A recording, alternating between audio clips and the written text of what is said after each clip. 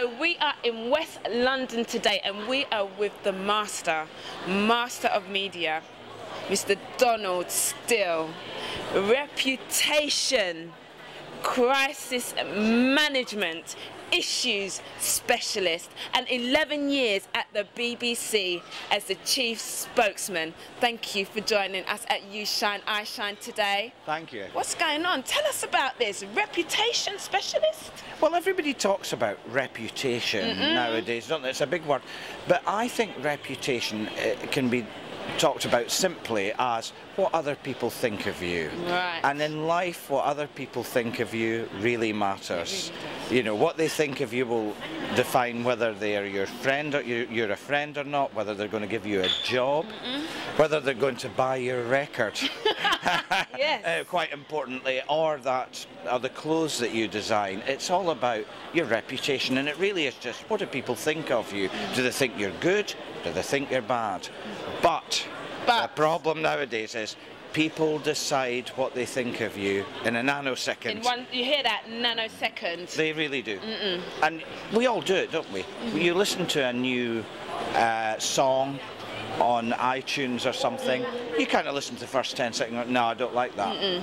You're absolutely right. Yeah. So how does that pertain to young people when they're talking about their reputation, when they're going out into the world and they're going into their careers or entering a new school or university?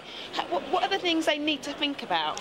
Well, I think it's really important when you're sort of trying to think about your reputation, you've got to be genuine. You can't be something you're not. If you're not a great, funny, outgoing person, don't try to make yourself into one. But two things are really important for reputation. One is how you behave, because that's how people, if you are an unfriendly person, you won't make many friends. It's really simple. You know, it's a pretty simple thing. So like being interested in other people, you find suddenly you've got a lot of friends. It's a really simple thing. And I think so reputation is about, it's a long-term thing. Do people trust you? It's quite important. If people don't trust you, they won't be your friend, they won't hire you, and so on. And another little thing I think that's overlooked is how you, nowadays is really important, how you look. How you look. I don't think, like me, I wear a suit. That's what people of my age do. Fine, yeah. Well, I meet people with suits all day, and I try to sort of get them to do business with me. But actually, you don't have to wear a suit. But what matters is you think about what you're wearing, and you don't have to have expensive clothing either. But I think if you think about what you're wearing and think about, I'm going to this place, is this going to make people think I'm a really great person? Because you might want to look fashionable, trendy, whatever the right word is. A suit might not be the right thing, but sometimes a suit might be if you can afford it. But I don't think in this day and age people expect you to turn up in suits.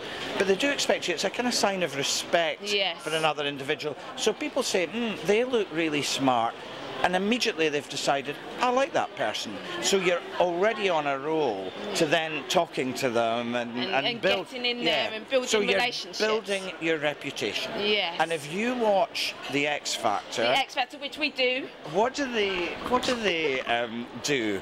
They spend a lot of time working on the look as well as the song, because the artist comes out on the stage, and we know this from the BBC, the artist walks in front of the camera, the audience are looking at the person and saying, I don't like them, I like them, based on how they look.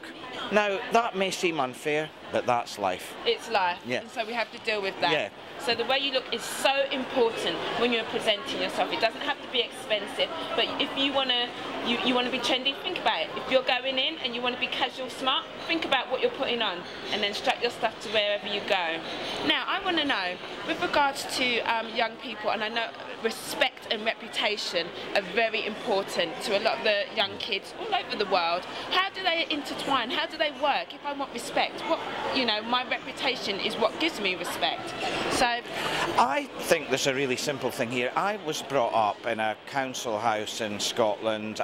We didn't have any money and so on. I went to quite a good school in Scotland, but I kind of felt at the beginning that there were always people that had more than me, and I kind of was taught this, that actually it's not their fault that they've got more than you. That's just how it is. you've just kind of got to work at being successful. And I think the most important lesson I found is, if you want respect from people, you should respect them. And it's a funny thing. If you respect other people, you get respect back. If you're friendly to other people, what do you get back?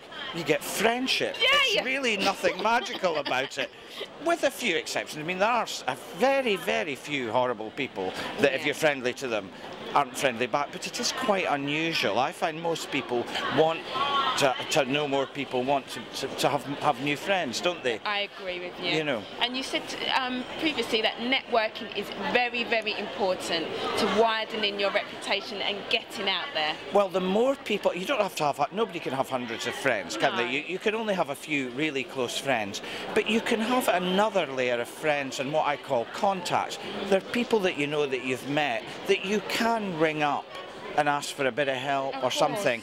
And I think that it's never too early to start building that network, making sure that people, however you do it, swapping numbers on your phone or something, but meeting people, showing an interest in them, saying, could I call you up if I ever need help on this, or we should get a drink together, or whatever. But gradually you find, we used to have a rule that why not try and make a new networking contact every week. I like By the end of the year, you'll have 50 people that you could ring up, you could ask for help, you could ask for advice, you could even say, what do you think of this idea?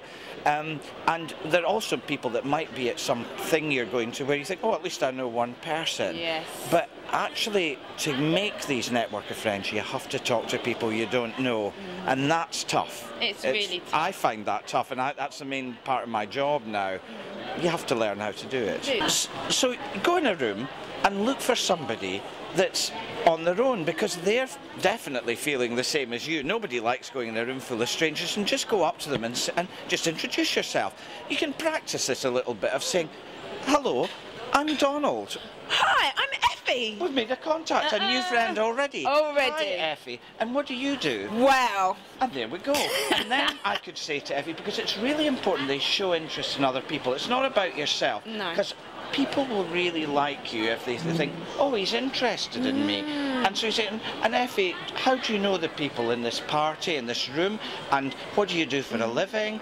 And where do you live? You have to watch not to get the questions too personal, because people can misinterpret that as you're looking for a date. Hi, yes, Donald. yes. So don't invade their space, don't get too close and so on.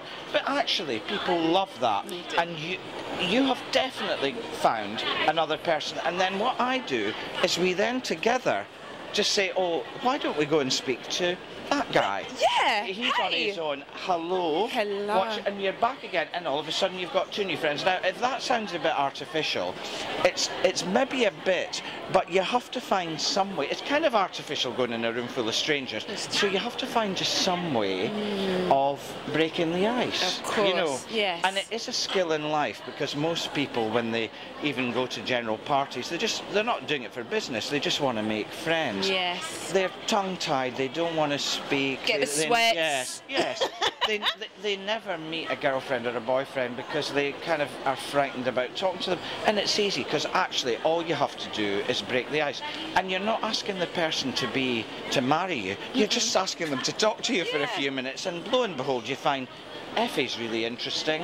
Effie goes and we say, oh, Donald's really interesting. I must keep his number, because you know, we must meet up at some other point. I've got a business idea, or whatever it is, or you know, or I'm having a party. Effie would be great at it. Always. You know? Definitely. I must have a party actually, and I'll invite you. Yes. Thank you.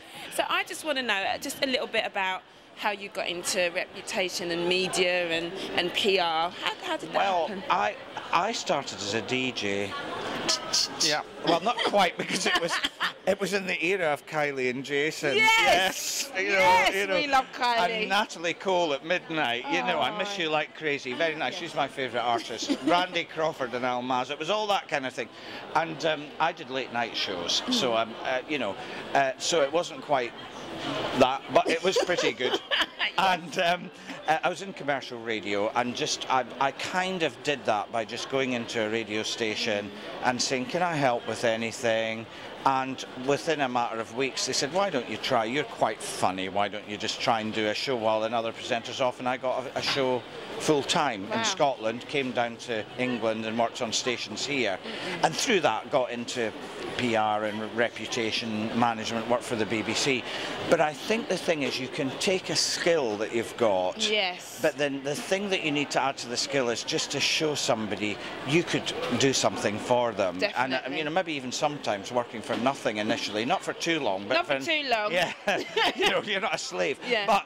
But actually, no, you get in and people say, God, that guy's good. I want him in there. And when I first started, I didn't get paid very much, but I was getting paid for doing something I really loved, and I just kept working away at it, making the shows as good as they can be, getting the best guests, being nice to the listeners when they rang up or came into the reception, and lo and behold, more people listened. You got a better show, and you are now Mr. Donald Steele. And I'm now travelling all over the world. And that's what we want. We want to raise people's aspirations. Now, what advice would you give to that young? Because you've been giving us lots of advice, but what are the advice and characteristics do you think that young people need in order to achieve? Because you said you started at a council estate, so did I. We're just moving forward. What are those things that instilled in you? Well, to me, I think the thing is, I feel anyway, I meet a lot of young people that don't believe in themselves enough, and I wish they would, because there's so much talent in young people. Everybody has got something special to offer, and it's then just believing, yeah, I can do this. We were just talking with a friend the other day. If you look at American Idol, what's the thing about the contestants that are queuing up in all these heats? They all feel they've got a bit of talent. Some of them, it's not a huge amount, but it is a bit. But they believe in themselves enough to say, I could do that, I could go and stand. Well, we can't all be, I don't want to be on American Idol or the X Factor. No, I really don't. I don't feel ITV viewers are ready for me on a stage, to be honest. But I would be a novelty act. But I think we've all got something to offer and something to really get into a job. That we can't all be in the media, but we can all gain a job that there's something about it that we really love. Of course. Don't you think? I mean, I've had some great fun jobs. I've had some really terrible, dull, boring jobs. I've just had to go through with them. Yes. But eventually you get to where you want to get to. And I think it's that thing of just believing in yourself a little bit, and then making friends and finding people that will help you believe in yourself even more. Because the one thing I find is, by and large, if people are negative about you, get rid of them. No, they need to go. They need to go out your life. If you've got something negative, you know, just gently, not don't be horrible, but just gently, you know, park them to one side, and surround yourself with people that actually like you and are positive about you, and bolster you up, saying that was a great thing you did. If you're a musician, God, you're so good at whatever it was.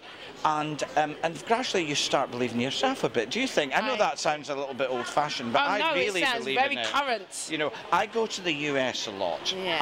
I go to San Francisco, which is my favourite city in all the world. I don't know if you've been, but it's not yet. marvellous. I'd advise you to go. A little bit far, 11 hours, but it's worth it. But the one thing in America is they bring up people to believe in themselves. Now, it doesn't matter where you come from, what kind of house you were brought in. And I know it matters what your parents did and how much money they had to some extent, but they believe that whatever your origins, like me in a council house, you can make it big. You just have to have a bit of talent, work hard and believe in yourself. And I wish people would believe in themselves a bit more, a bit earlier. Don't wait till you're 40 to start thinking, no, I might have something to offer. There. Yeah. Let's do it. You know, let's do it now. Right now. Right now. Right here. Did you hear that, Mr. Donald Steele? I am so grateful to have you here. You are amazing. I know that you are changing people's reputations, businesses, taking it up. So make sure you heed his advice, because we are all special and we've all got something to give. You shine, I shine. Thank you, Donald. Thanks, Effie. It was great.